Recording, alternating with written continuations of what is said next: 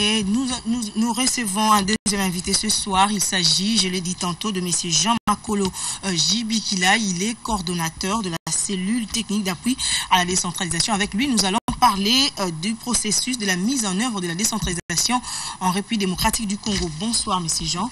Bonsoir, madame. D'entrée des jeux, dites-nous d'abord où en sommes-nous avec la mise en œuvre de la décentralisation dans notre pays. On est déjà très loin, madame. Merci pour cette opportunité que vous me donnez de pouvoir aborder un problème d'actualité qui est la décentralisation.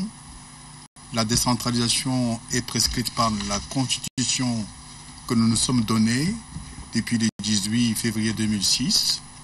Et depuis lors, cette Constitution est appliquée en ce qui concerne la décentralisation.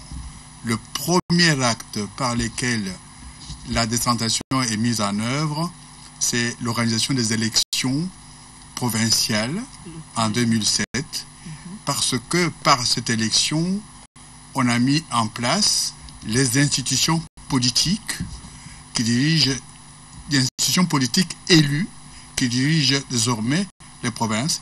Il n'y a plus de personnes nommées qui dirigent les provinces, c'est en vertu de la décentralisation. Et nous avons les assemblées provinciales, nous avons les gouvernements provinciaux qui ont pris en main les destinées des populations de leurs provinces respectives. Nous avons, en dehors de cette disposition, il y a plusieurs lois qui ont été adoptées. Notamment quelle loi ? La loi sur la gestion des provinces, qui régit les provinces, la loi 0, on l'appelle du 31 juillet 2008, qui régit les provinces, qu'on appelle couramment la loi sur la libre administration des provinces. Vous avez la loi sur les entités territoriales d'octobre 2008. Vous avez une loi qui met en place le mécanisme des collaborations et des dialogues entre le pouvoir central et les provinces, c'est la conférence des gouverneurs. Donc la conférence des gouverneurs est régie par une loi qui a été mise en place en fonction des dispositions constitutionnelles sur la décentralisation. Vous avez aussi une loi qui a été adoptée en vertu de la Constitution qui met en place la nouvelle organisation territoriale déconcentrée, si vous voulez me permettre le terme. Voilà. Donc, c'est la loi qui fixe les circonscriptions territoriales déconcentrées dans notre pays. C'est déjà voté cette loi ? Oui, elle est votée, promulguée et mise en œuvre. La loi date du 10 mai 2011. Elle est aussi appliquée. Nous avons en plus de ces lois qui régissent l'organisation territoriale, des lois qui ont été prises pour réaliser des réformes induites par la réforme de la décentralisation.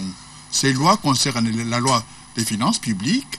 Elle a été prise pour transférer des compétences, des ressources financières aux provinces, aux entités territoriales décentralisées pour qu'elles puissent accomplir, exercer les compétences qui leur sont transférées par la Constitution et par les lois de la République. Alors, au-delà de toutes ces lois qui ont été votées, promulguées, qu'est-ce qui est fait actuellement par rapport à cette décentralisation? C'est ce qui est fait maintenant que les provinces exercent, ils ont bénéficié de leur autonomie financière, leur autonomie budgétaire, et on est en train de transférer progressivement les compétences aux provinces et aux entités territoriales décentralisées pour que la décentralisation devienne effective. Puisque la décentralisation elle-même, c'est avant tout les transferts de compétences de l'État aux provinces. Quelle est l'étape suivante? L'étape suivante, c'est le transfert des ressources humaines, mise en place de la fonction publique provinciale et locale, la mise en place des organes qui régissent entités territoriales décentralisées. Sinon, il n'y a pas une décentralisation à ce niveau-là correctement mise en œuvre, parce que les principes de la libre administration s'appliquent par le fait que les entités territoriales décentralisées doivent être dirigées ou administrées par les organes élus et non plus comme par les personnels nommés comme à l'heure actuelle. Donc c'est une étape suivante quand nous parlons des organisations, les élections locales, municipales et locales. Oui. On fait allusion à ces organes qui vont gérer les entités territoriales décentralisées. Oui. Il y a encore certainement beaucoup de choses qui ont été faites. Il y a une feuille de route de mise en œuvre de compétences et de ressources, mais il reste beaucoup de choses à faire aussi. Comme quoi? Comme quoi, c'est la démarcation de ces compétences, l'effectivité des compétences transférées. Qu'est-ce qui bloque ce processus à ce niveau-là? Oui, parce qu'il y a des lois qui doivent être modifiées ou des lois nouvelles qui doivent être adoptées. Les lois qui régissaient les compétences transférées doivent être modifiées ou remplacées. Ce n'est pas encore achevé. Les lois qui transfèrent des ressources humaines aux provinces doivent être réalisées. Elles sont au niveau du Parlement. Donc les téléspectateurs doivent retenir que la décentralisation c'est tout un processus. C'était un processus, ça, vous avez parfaitement raison, madame. En 2015 ou en 2016, non. Ce n'est pas un coup qu'on donne pour entendre la décentralisation. C'est un processus, c'est une technique complexe qui demande du temps. Voilà. Beaucoup de choses ont été faites. Il y a encore beaucoup de choses à faire. Voilà. Il y a beaucoup de défis à relever pour que la décentralisation devienne effective, qu'elle soit véritablement lisible, visible, lisible sur l'ensemble du territoire national. Elle est déjà effective, lisible dans ce que nous pouvons appeler la décentralisation politique concernant les provinces. Elle devrait l'être davantage pour ce qui concerne la décentralisation administrative classique qui concerne les entités territoriales décentralisées, qui permet à la population de gérer leurs propres entités, de résoudre leurs problèmes oui. Et de permettre à ce que la population comprenne que c'est elle, désormais, qui résout ces problèmes. Ce n'est plus, ou il n'appartient plus, ni à un gouverneur ou au gouvernement central, encore moins au président de la République, de résoudre les problèmes au quotidien de la population. Il faut que les entités territoriales décentralisées soient dotées le plus rapidement possible des organes de gestion de ces administrations. Et alors, vous avez organisé un séminaire de formation à l'intention des professionnels des médias qui s'est clôturé aujourd'hui. Quel était le but de ces séminaires? Pour ne pas être très long, je dirais que ces séminaires se situent dans le cadre de la mise en œuvre de la stratégie nationale des communications sociales sur la décentralisation. Laquelle stratégie met en œuvre la stratégie de mise en œuvre de la décentralisation. Vous voyez, je parle stratégie et stratégie. Donc le gouvernement s'est doté d'une feuille de route de mise en œuvre de la décentralisation sur 10 ans, de 2009 à 2019. Nous sommes en 2014 aujourd'hui, il y a 5 ans. Parmi l'axe, le premier acte par lequel on doit réaliser la décentralisation, c'est que toutes les couches de la population doivent s'approprier de ce processus, de cette réforme, qu'elles comprennent la nouvelle réforme de l'organisation territoriale. Et n'est plus comme par le passé, tout a changé, mais il faut que on n'entende pas seulement le mot, qu'on comprenne qu'est-ce qu'on a voulu réaliser, quel objectif on poursuit, quelle est la part de chacun d'entre nous dans sa mise en œuvre. C'est ça l'appropriation. Mais pour cela, tous les Congolais, toutes les Congolaises, nous devons nous considérer comme actrices et acteurs de la décentralisation. Mais nous avons des acteurs particuliers, ce sont les médias, parce qu'ils contribuent beaucoup à l'information, à l'éducation, à la formation de la population.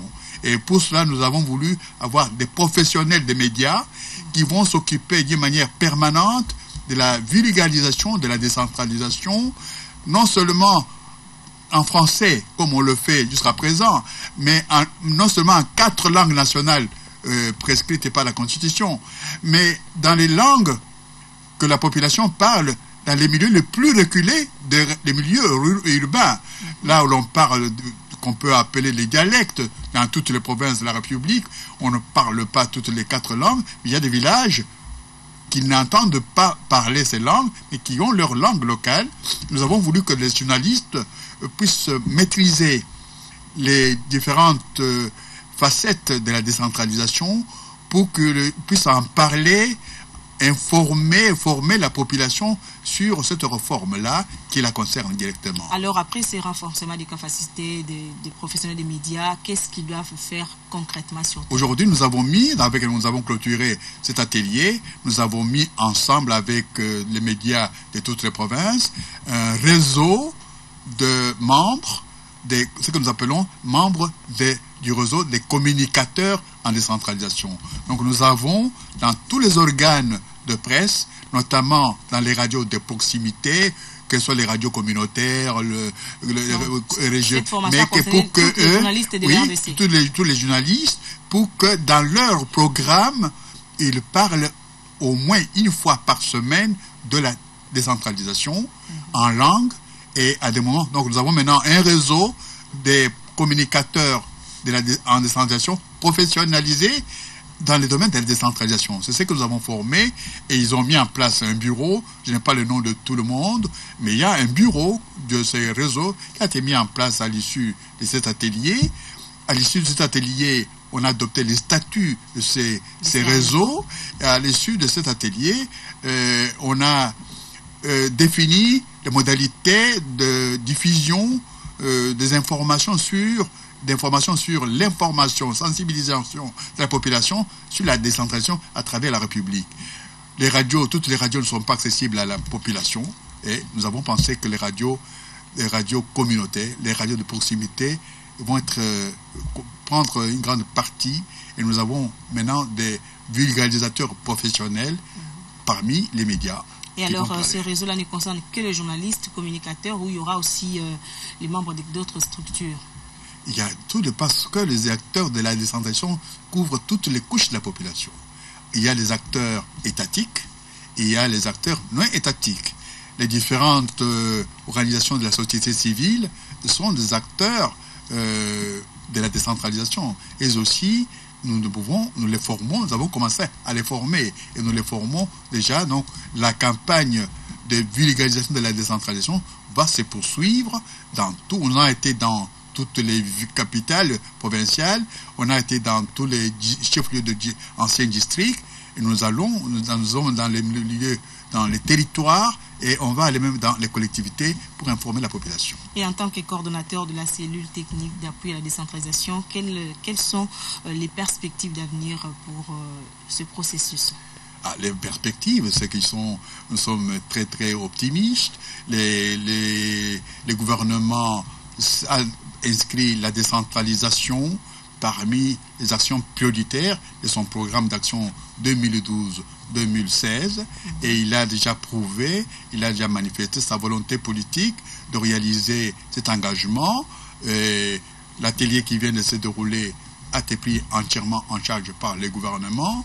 Les membres du gouvernement l'année passée ont été vulgarisateurs de la décentralisation sur l'ensemble du territoire national. Membres du gouvernement ont été comprenants. Nous avons foi dans la décentralisation, nous avons confiance dans notre gouvernement. Il va réaliser les engagements qu'il a pris devant le Parlement de faire de la décentralisation une des priorités de son programme d'action 2012-2016.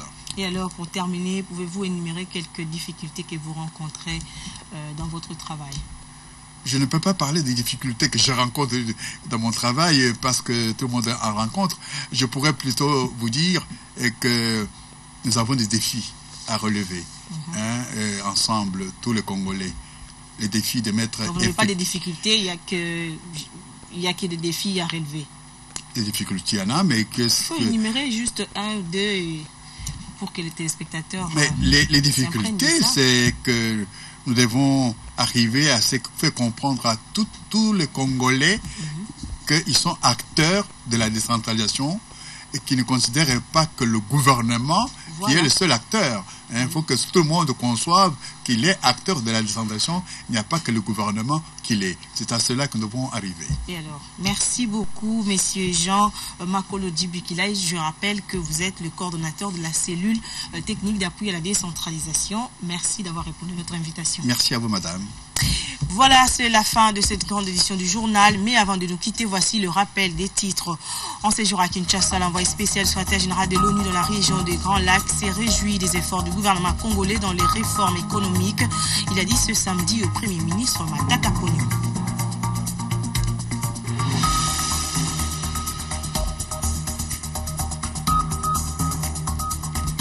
Et un ouvrage intitulé Femmes congolaises et son image, vision ancestrale, équilibrée ou tronquée a été présenté ce samedi. L'auteur de ce livre a brandi sa pensée en présentant une étude des proverbes en faveur de la femme congolaise. Et vous avez suivi les détails dans ce journal. Et puis nous avons parlé d'un événement historique. Il s'agit de la fin de la guerre froide et de la démocratisation en Afrique qui a provoqué un tournant dans le monde. L'ex-Zaïre a aussi été embarqué dans ce bateau.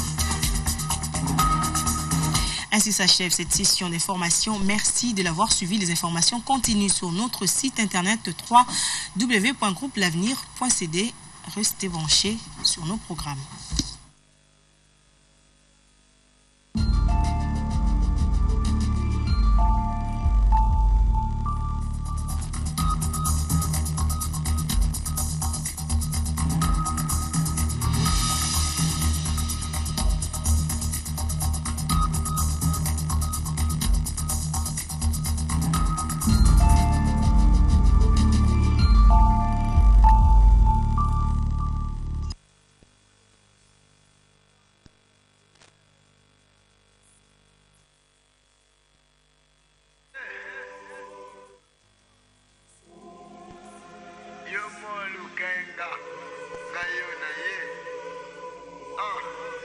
Ingénieur Roland Masweme.